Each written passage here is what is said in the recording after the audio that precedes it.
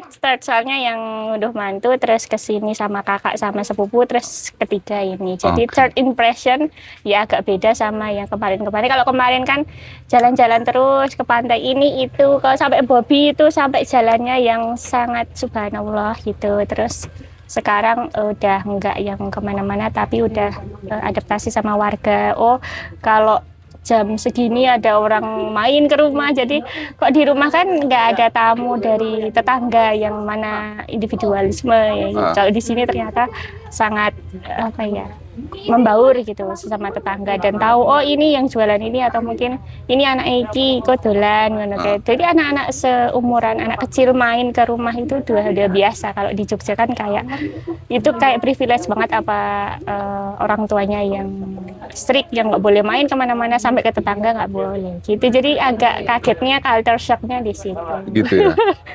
Kayak ini me time-ku kapan ya? Cuman di kamar doang ya, memang biasanya di kamar cuman kan nggak serame ini gitu. Sekarang di sini pun rame terus harus kayak ngobrol sama orang. Ya memang Sering ketemu orang ya. Iya Sering gitu. ketemu orang.